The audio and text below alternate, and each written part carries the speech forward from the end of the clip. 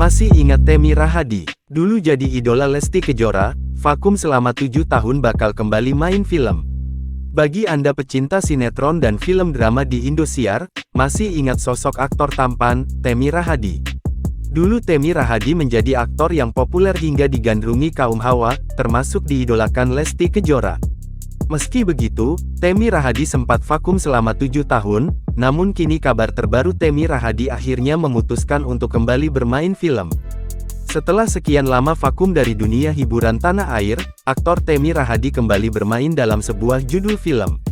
Dikutip dari YouTube Was-Was, Senin, tanggal 2 Januari tahun 2022, Temi Rahadi mengungkapkan alasannya kembali bermain dalam sebuah film.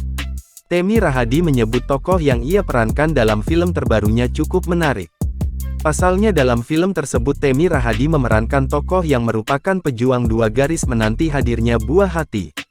Dalam tayangan tersebut diketahui bahwa Temi Rahadi dan istrinya pernah menjadi pejuang dua garis selama 6 tahun. Temi Rahadi mengaku menjadi pejuang dua garis sangatlah tidak mudah. Temi Rahadi bercerita bahwa ia dan sang istri menanti selama 6 tahun untuk kehadiran anak pertamanya, bahkan segala macam cara telah keduanya coba. Temi Rahadi mengaku grogi saat pertama kali menjalani syuting setelah 7 tahun vakum dari dunia hiburan. Bahkan Temi Rahadi bercerita jika saat proses syuting sempat ditegur lantaran dirinya terlalu kaku. Kendati demikian tak butuh waktu lama bagi Temi Rahadi untuk mendapatkan chemistry-nya kembali. Pria yang mengawali karir sebagai model itu sempat menceritakan kegiatannya selama vakum dari dunia entertainment.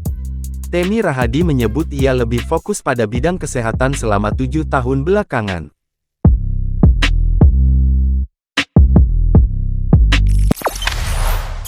Jangan lupa subscribe, share, komen, dan like ya!